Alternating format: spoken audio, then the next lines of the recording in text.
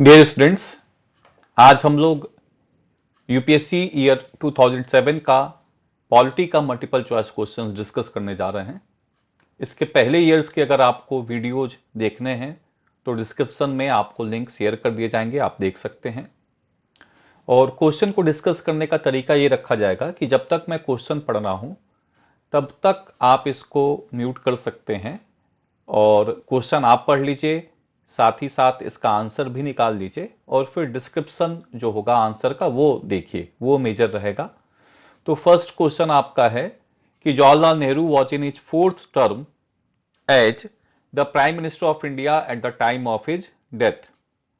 Second आपका है Jawaharlal Nehru represented Raebareli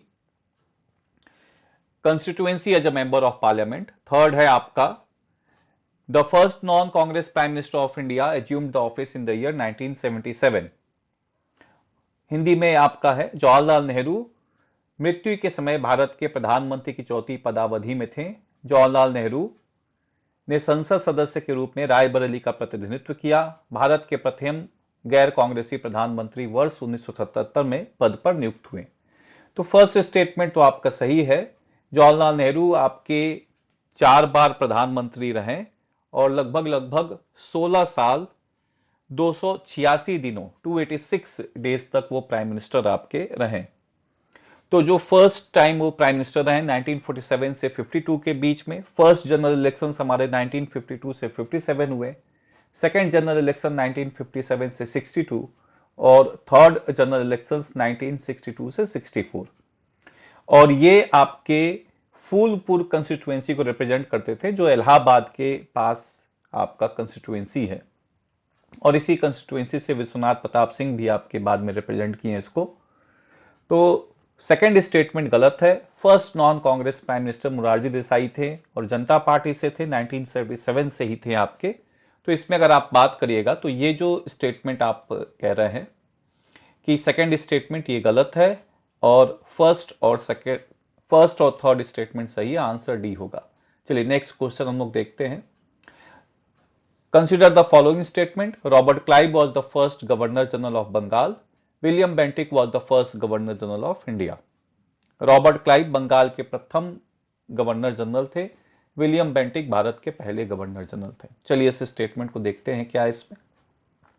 देखिए, Robert Clive first governor of the Bengal presidency थे, गवर्नर जनरल ऑफ बंगाल नहीं थे। First governor general of Bengal Warren Hastings थे। तो Robert Clive was the first governor of Bengal presidency, प्रथम राज्यपाल थे और ये 2 बार आपके बंगाल के राज्यपाल रहे, 1757 से 1760 एंड 1765 टू 1767। और इनके समय काल में 2 मेजर आपके वॉर्स हुए और वो था पहला बैटल ऑफ पलासी, जो बिना किसी लड़ाई के ही एक तरह से ये जीत गए रॉबर्ट क्लाइव, क्योंकि इन्होंने it was against nawab of Bengal and French allies. तो यहाँ पे आपके जो इनके जो आपके बंगाल के नवाब थे उसमें डिफेक्शन हुआ था और मीर जाफर जो थे वो आपके जाके रॉबर्ट क्लाइव से मिल गए।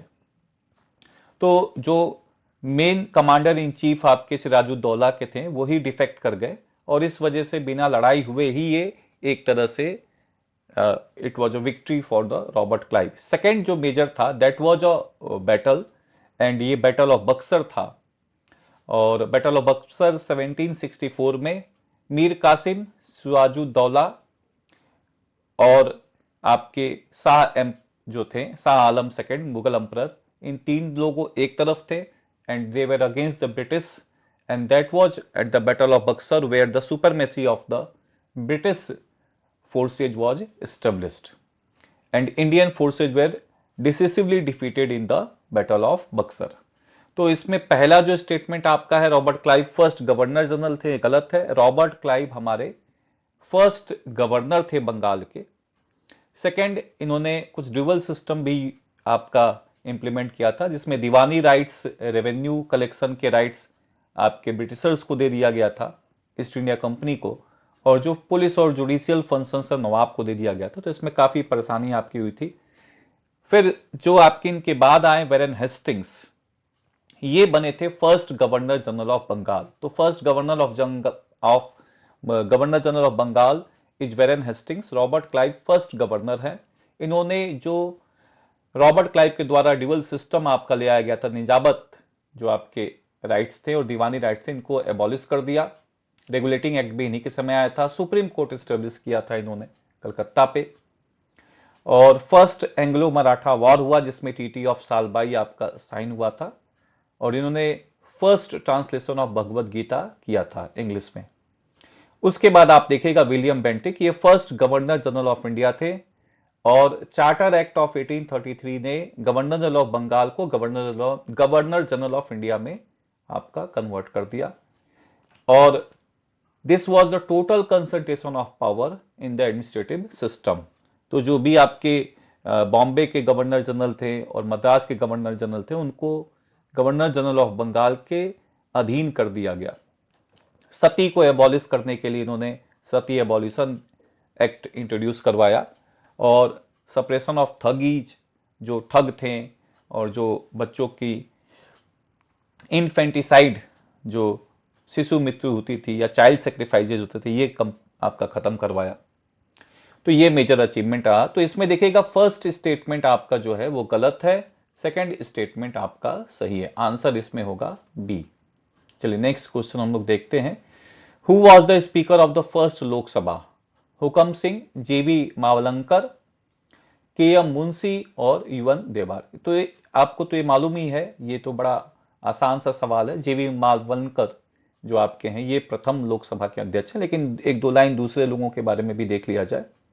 देखिए यूएन देवार के बारे में अगर आप देखिएगा तो ये फ्रीडम स्ट्रगल में पार्टिसिपेट किए थे। और ये सौराष्ट्र जो आपका it was a combination of Gujarat and आप कह सकते हैं कि महाराष्ट्र, उसके ये चीफ मिनिस्टर भी सर्व किए थे। और he was the president of Indian National Congress from 1955 to 1959। इन पे जो सवाल बनता है वो पहला एक आपका सवाल ये बनता है कि who was the chairman of schedule caste and schedule tribe commission which was setup by the government of India. तो ये आपका है यूएन देवार। ये आपको ध्यान में रखना है, ये इंपॉर्टेंट आपका फैक्ट होता है, कई बार आपके किसी स्टेट पीसीएस में पूछ लेता है, तो ये आपको ध्यान में रखना है। तो अगला बात क्या है कि ये खादी विलेज इंडस्ट्रीज कमीशन के भी आपके चेयरपर्सन रहे थे। और इन्हें पद्म विभूषण जो सेकंड हाईएस्ट सिविलियन अवार्ड है वो भी दिया गया था। तो ये पॉइंट आपका है जो आप देख सकते हैं। अब अगला बात आप देख सकते हैं सरदार हुकम सिंह के बारे में। तो इंडियन पॉलिटिशियन थे और थर्ड स्पीकर ऑफ लोकसभा रहे हैं ये। कन्हैयालाल मानिकलाल मुंशी के बारे में अगर आप बात करिएगा तो इनको इनके पेन नेम से जाना जाता था, घनश्याम व्यास, जिनसे ये बहुत सारे अपने राइटिंग्स करते थे। ये 3 भाषा के विद्वान थे और गुजरात में गुजराती भाषा में कई सारे इन्होंने लिटरेचर में काम भी किया। और भारतीय विद्या भवन का स्थापना भी किया, एजुकेशनल ट्रस्ट का। बाद में इन्हें स्वतंत्र पार्टी को ज्वाइन कर लिया और ये विश्व हिंदू परिषद के संस्थापक भी रहे हैं, फाउंडिंग मेंबर्स ऑफ विश्व हिंदू परिषद भी रहे हैं। तो अगला क्वेश्चन देखते हैं, which one of the following pairs is not correctly matched. देखिए इस साल जो 2007 के आप क्वेश्चंस देखिएगा ये काफी फैक्चुअल हैं। तो कोई नहीं, एक बार तो देखना ही है, और फैक्चुअल हो चाहे कंसेप्चुअल हो, क्वेश्चन से एक बार आपको प्रीवियस ईयर करके जाने चाहिए। तो देखते हैं, TS Krishnamurthy former chief election commissioner, KC Pant chairman 10th finance commission, AM Khusro former chairman UPSC, RC Lahoti former chief justice of India. तो ये उस समय के क्वेश्चंस हैं। 2007 में कुछ आपके फैक्चुअल क्वेश्चंस आपके आए और जो फैक्ट से रिलेटेड हैं। तो पहला स्टेटमेंट तो सही है, T S Krishnamurthy chief election commissioner रहे हैं। आरसी लोहोटी हमारे भारत के भूतपूर्व मुख्य न्यायमूर्ति भी रहे हैं। केसी पंत और एएम खुसरो, तो केसी पंत आपके फाइनेंस कमीशन के 10th फाइनेंस कमीशन के चेयरमैन रहे और 11th फाइनेंस कमीशन के चेयरमैन आपके एएम खुसरो रहे। यहां पे इनको बताया गया है कि ये यूनियन पब्लिक सर्विस कमीशन के चेयरमैन, तो स्टेटमेंट गलत है, आंसर होगा इसका सी। तो कृष्ण चंद्र पंत अगर आप देखिएगा तो ये इंडियन मेंबर ऑफ पार्लियामेंट रहे हैं और कैबिनेट मिनिस्टर, बड़े सारे पोजीशंस पे इन्होंने कैबिनेट पोजीशन को होल्ड किया। मिनिस्टर ऑफ डिफेंस रहे ये, आपके मिनिस्टर ऑफ फाइनेंस रहे, minister of atomic energy and science and technology को हेड किए, और first chairman of advisory board on energy, तो ये आपके भी हेड किए। 10th फाइनेंस कमीशन के चेयरमैन आपके थे ये। तो ये आप देख सकते हैं कि ये मेजर आपका पोजीशन है।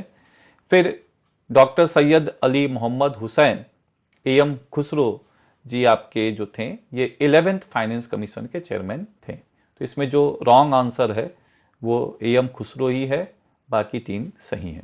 नेक्स्ट क्वेश्चन हम लोग देखते हैं। Who among the following have been the union finance minister of India? V P Singh, Y B Chavan, R Venkataraman, Pranab Mukherjee. तो ये तो जितने चारों नाम दिए जा रहे हैं सब आपके यहाँ पे फाइनेंस मिनिस्टर रहे हैं। VP Singh was finance minister eight the time of जो आपके प्रधानमंत्री राजीव गांधी थे। प्रणब मुखर्जी तो कई बार फाइनेंस मिनिस्टर आपके रहे, रिसेंटली भी जब प्रेसिडेंट बनने से पहले भी इनको प्राइम मिनिस्टर आपके यूपीए के रिजीम में, और आपके फाइनेंस मिनिस्टर यूपीए के रिजीम में बनाया गया था।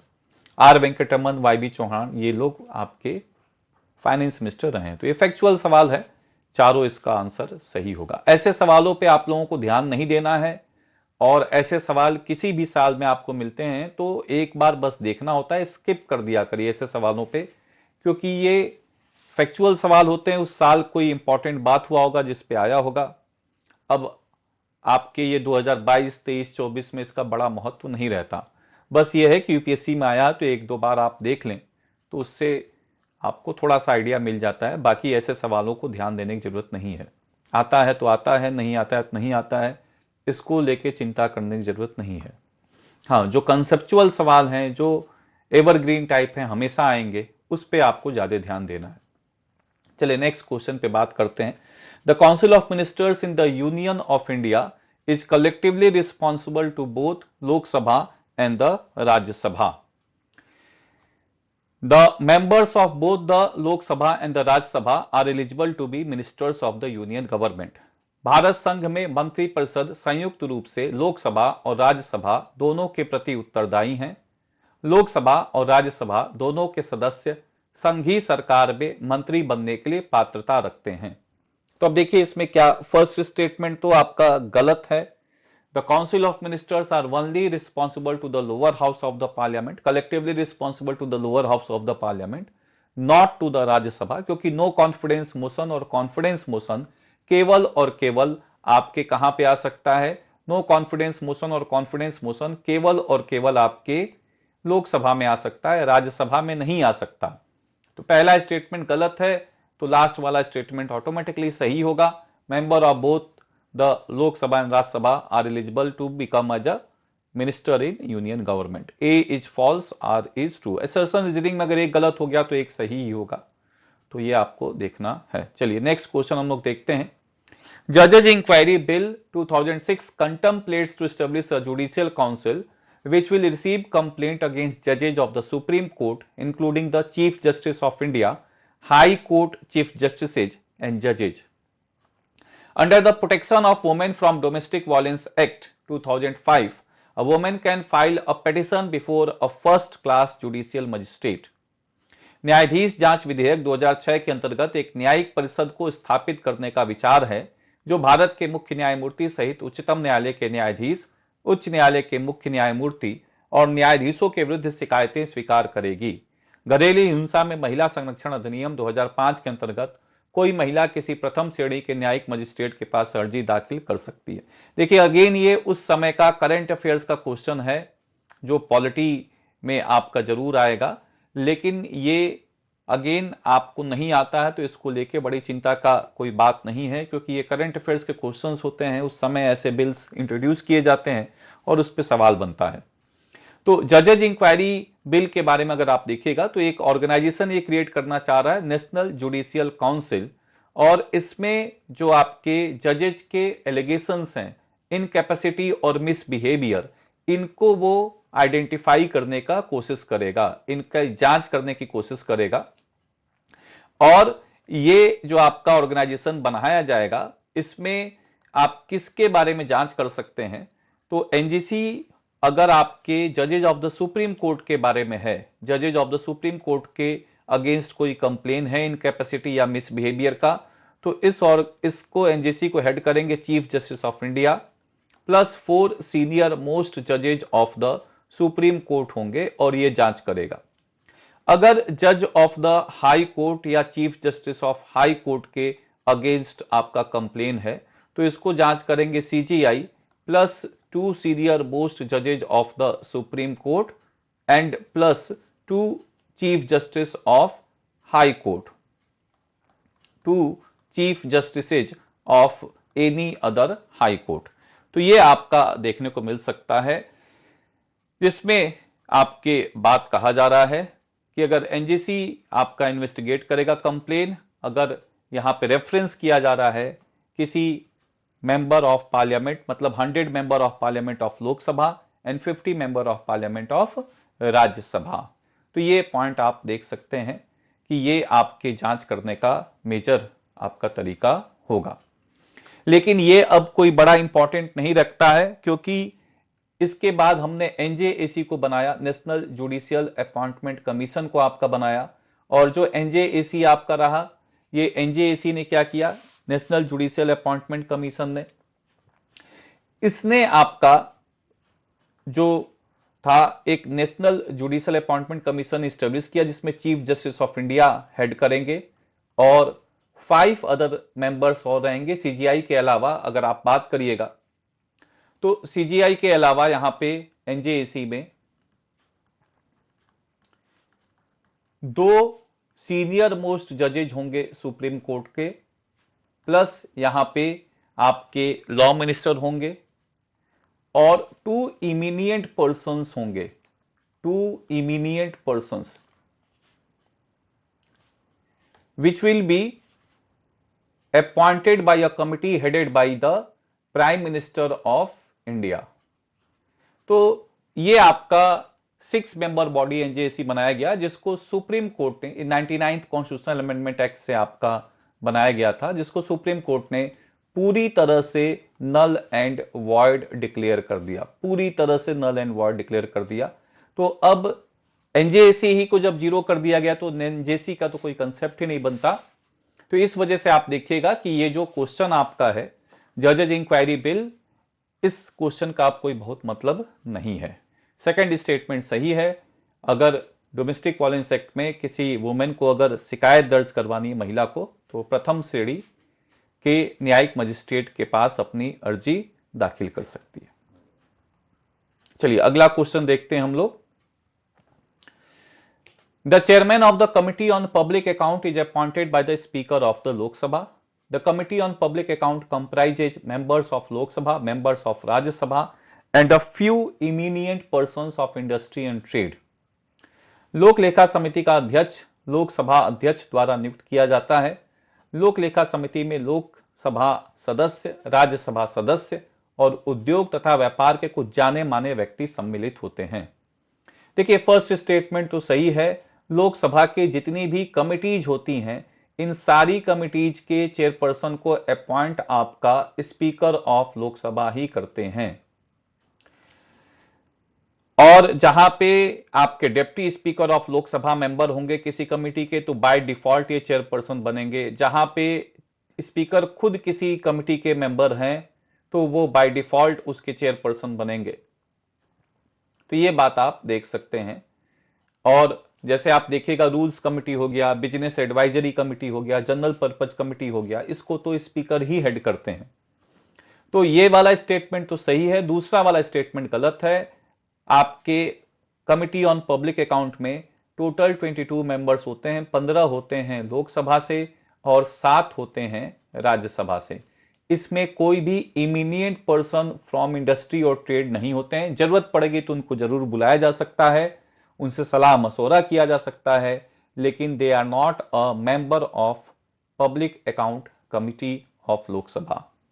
तो ये स्टेटमेंट गलत है, केवल एक ही आंसर सही होगा, 1 वाला सही है। नेक्स्ट क्वेश्चन देखते हैं।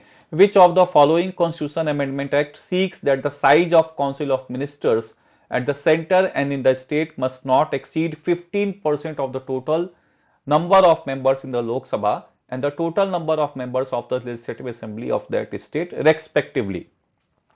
निम्नलिखित संविधान संशोधन अधिनियम में से किस एक में यह प्रावधान है कि केंद्र और किसी राज्य में मंत्रिपरिषद का आकार क्रमशः लोकसभा के सदस्यों की कुल व उस राज्य की विधानसभा के सदस्यों की कुल संख्या के 15% से अधिक नहीं होगा। अब देखिए इसमें क्या आप देखिएगा, ये अगर आप लोग पढ़े हैं तो this has been added by 91st constitutional amendment act 2003 से इसको जोड़ा गया है। 91 संविधान संशोधन अधिनियम 2003 से इसको आपका जोड़ा गया। और इसमें क्या क्या आपके आर्टिकल्स जोड़े गए हैं 91st कॉन्स्टिट्यूशनल अमेंडमेंट एक्ट 2003 में, अगर आप बात करिएगा तो यहां पे एक आर्टिकल आपका जोड़ा गया 75(1)(a), 75(1)(b), और फिर अगर आप बात करिएगा तो एक और आर्टिकल आपका जोड़ा गया 361(b).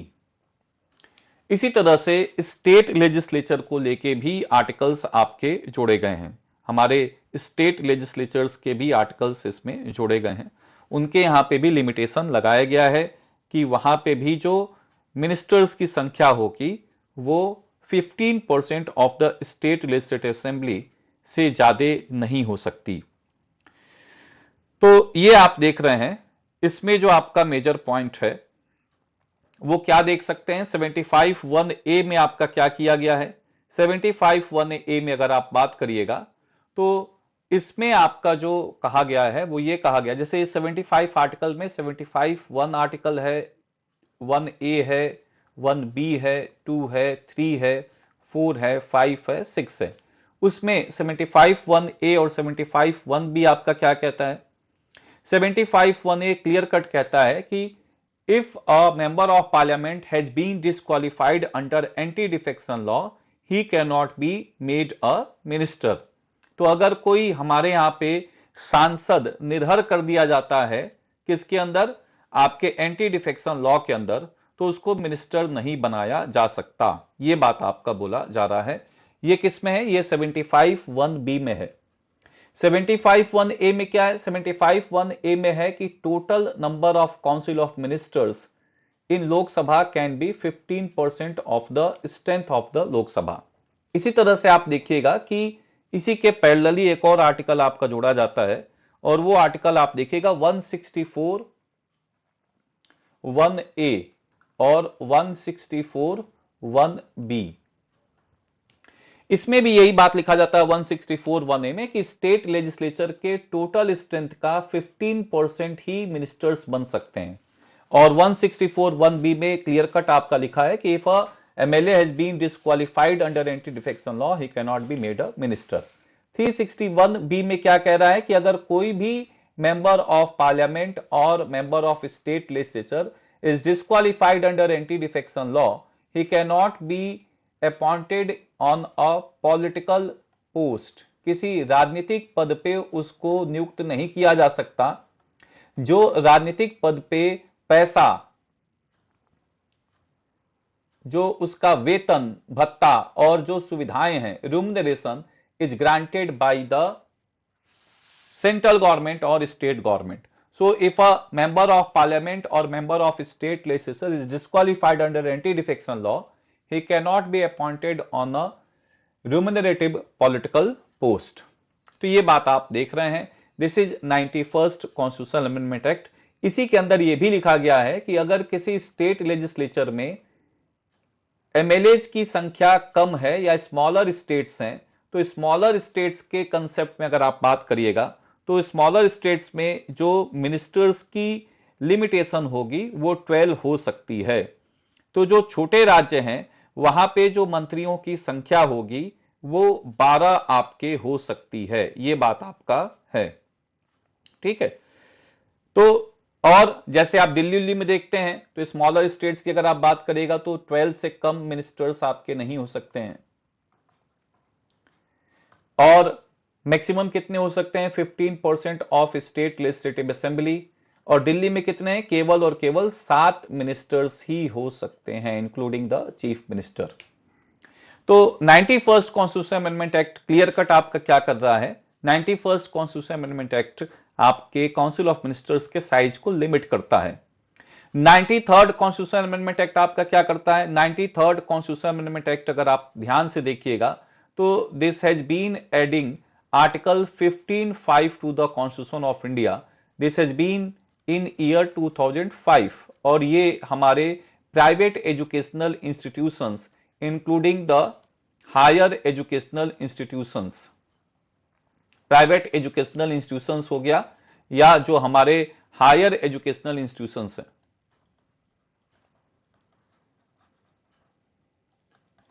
इसमें रिजर्वेशन प्रोवाइड करता है। हायर एजुकेशनल इंस्टीट्यूशंस में रिजर्वेशन आपका प्रोवाइड करता है for schedule caste, schedule tribe and other backward class. इसी चीज को इंप्लीमेंट करने के लिए एक एक्ट पार्लियामेंट ने बनाया था, सेंट्रल एजुकेशनल इंस्टीट्यूशंस रिजर्वेशन इन admission act 2006। Central educational institution reservation इन एडमिशन एक्ट 2006 केंद्रीय शिक्षण संस्था भर्ती में आरक्षण अधिनियम 2006 बनाया था और इसको सुप्रीम कोर्ट ने 2008 में सही बताया। तो 15(5) is added by 93rd constitutional amendment act.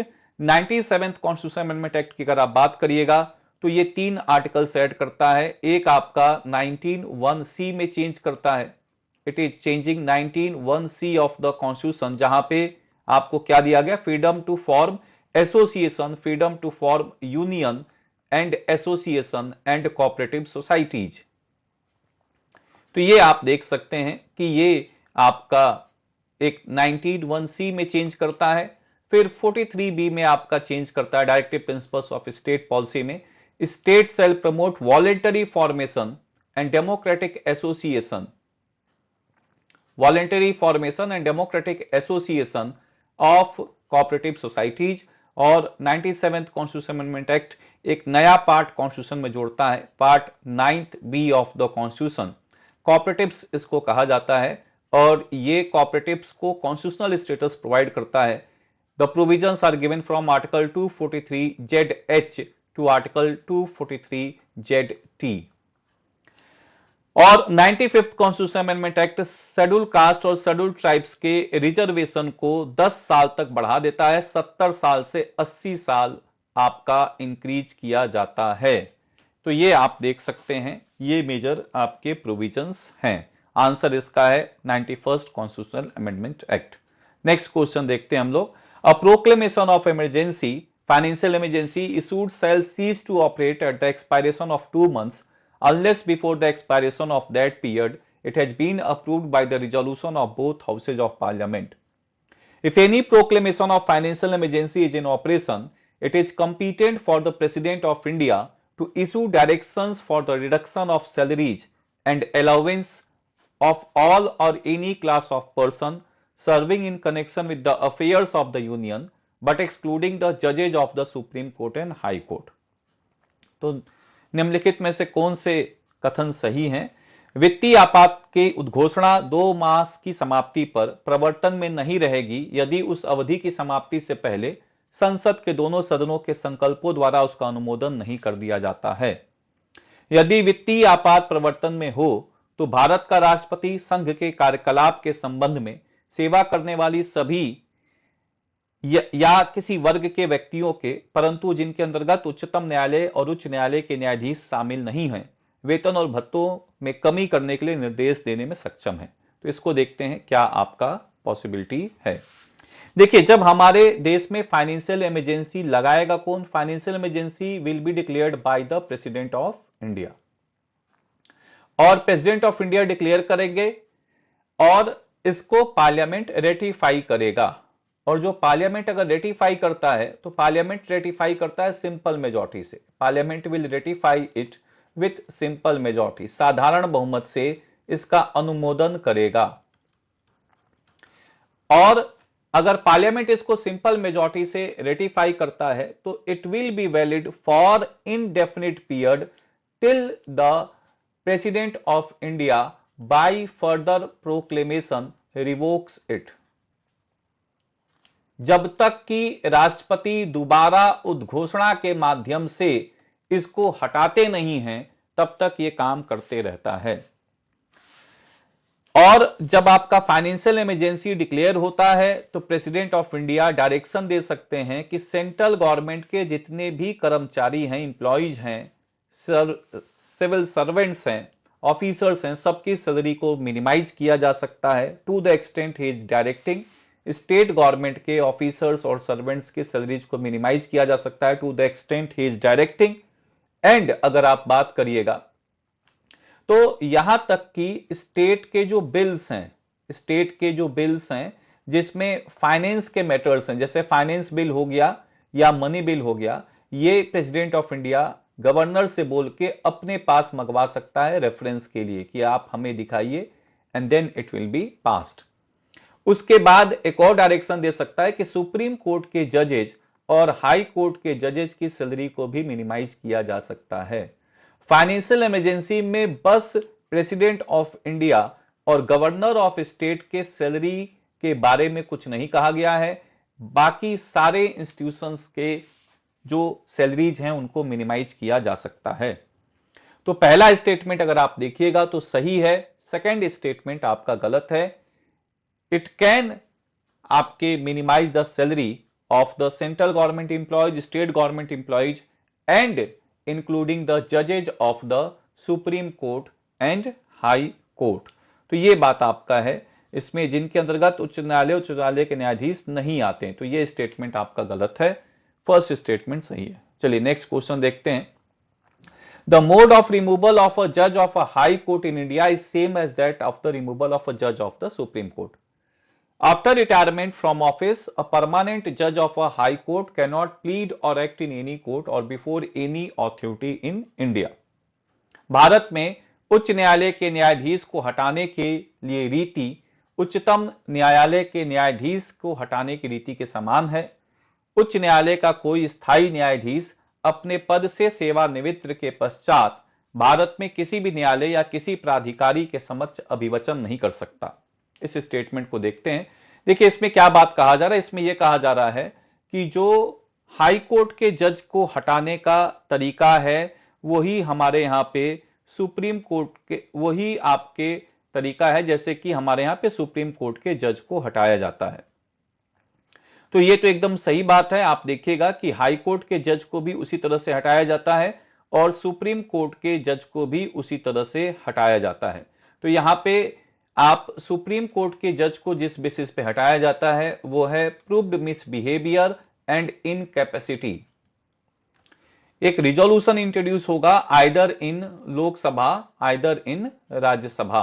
Lok Sabha में अगर इंट्रोड्यूस होना है तो 100 मेंबर ऑफ पार्लियामेंट रिटर्न में देंगे और राज्यसभा में इंट्रोड्यूस होना है तो 50 मेंबर ऑफ पार्लियामेंट रिटर्न में देंगे और ये स्पीकर के पास जाएगा। स्पीकर इसको एक्सेप्ट कर सकता है पहली बार में ही या रिजेक्ट कर सकता है।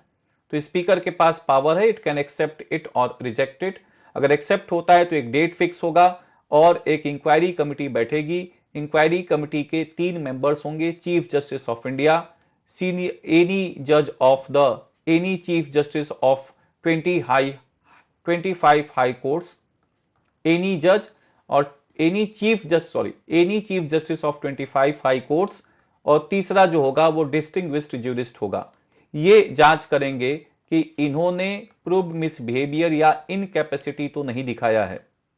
अगर ये जांच करते हैं और ये पाते हैं कि प्रूव्ड मिसबिहेवियर इनकैपेसिटी है तो फर्स्ट हाउस इसको पास करेगा स्पेशल मेजॉरिटी से, that is 2/3 member of parliament present and voting, and that should be more than 50% of the strength of the house।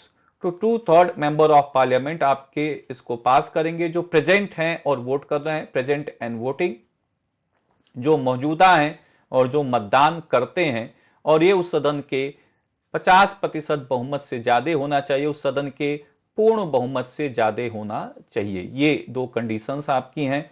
अगर ये हाउस पास करता है सेकंड हाउस में जाएगा, सेकंड हाउस यहाँ पे राज्यसभा है, वो भी स्पेशल मेजॉरिटी से पास करेगा, फिर प्रेसिडेंट ऑफ इंडिया के पास जाएगा, साइन करते हैं तो हट जाएंगे। तो जैसे जज ऑफ द सुप्रीम कोर्ट को हटाया जाता है वैसे ही जज ऑफ द हाई कोर्ट को हटाया जाता है, वैसे ही स्टेट इलेक्शन कमिश्नर को हटाया जाता है, वैसे ही सीएजी को हटाया जाता है, वैसे ही चीफ इलेक्शन कमिश्नर को भी हटाया जाता है। तो ये 5 इंस्टीट्यूशंस ऐसे हैं जिनको एक ही तरीके से हटाया जाता है और वो तरीका आपको यहां बताया गया है। तो मोड ऑफ रिमूवल ऑफ जज of a high court in India is same as that of the removal of जज ऑफ द सुप्रीम कोर्ट। ठीक बात है, after retirement from the office of permanent जज of a high court can not plead in any court. तो आपको मालूम है कि अगर हाई कोर्ट का जज रिटायर हो रहा है तो वो उस हाई कोर्ट में छोड़ के किसी और हाई कोर्ट में वो आपके डिबेट और डिस्कशन आपके प्लीड कर सकता है, केस लड़ सकता है और सुप्रीम कोर्ट में भी केस लड़ सकता है। तो ये वाला स्टेटमेंट आपका गलत है, फर्स्ट वाला स्टेटमेंट सही है। नेक्स्ट क्वेश्चन हम लोग देखते हैं, which one of the following is correct chronological order of formation of the states. देखिए कई बार ऐसे फैक्चुअल सवाल पूछ लिए जाते हैं, तो इसको एक बार देखते हैं। देखिए इस आप कह सकते हैं कि ये जो एक्रोनिम है इससे थोड़ा बहुत आपको सहायता मिल सकता है। आम गुनाहों ही मात्र में सिम्मी आतंकी गोवा में छूट जाता। इससे थोड़ा सा फॉर्मेशन आप देख सकते हैं। हमारे यहां पे सबसे पहले एक आंध्र स्टेट बना था। आंध्र स्टेट अगर आप देखिएगा तो इट वाज फॉर्म्ड इन 1953 और ये रायलसीमा मतलब 11 डिस्ट्रिक्ट्स ऑफ तमिलनाडु को कार्व करके बनाया गया था। 11 डिस्ट्रिक्ट्स तमिलनाडु से निकाले गए थे और आंध्रा स्टेट बनाया गया था। फिर आंध्रा स्टेट और हैदराबाद को मर्ज करके आंध्र प्रदेश बनाया गया। आंध्र प्रदेश आपका बनाया गया और ये आपके फर्स्ट रीऑर्गेनाइजेशन जो आपका एक्ट था, स्टेट रीऑर्गेनाइजेशन एक्ट 1956, उसमें बनाया गया था। तो आ से स्टैंड फॉर आंध्र प्रदेश। फिर 1960 में there was bifurcation of Bombay in 2 states, Maharashtra and Gujarat. तो महाराष्ट्र बन गया 1960 में और गुजरात बन गया आपके 1960 में, दोनों एक साथ बने। फिर आप देखिएगा कि नागालैंड में फिजो जो थे वो बहुत ज्यादा विरोध कर रहे थे, नए देश की मांग कर रहे थे, ग्रेटर नागालैंड की बात कर रहे थे। तो उनके इस आपके इंसर्जेंसी को सप्रेस करने के लिए नागालैंड को क्रिएट किया गया 1963 में। आम गुनाहों, G for Gujarat, N for Nagaland. तो यहां पे आप देखिएगा कि नागालैंड आपका बनता है 1963 में। देन आपके यहां से 1966 में 2 स्टेट्स बनते हैं और ये 2 स्टेट्स हैं हरियाणा और आपके हिमाचल प्रदेश। एक स्टेट है PEPSU, PEPSU Punjab east Patiala states union. इसी से 2 स्टेट्स कार्व आउट होते हैं, एक बनता है आपका हरियाणा और दूसरा बनता है हिमाचल प्रदेश।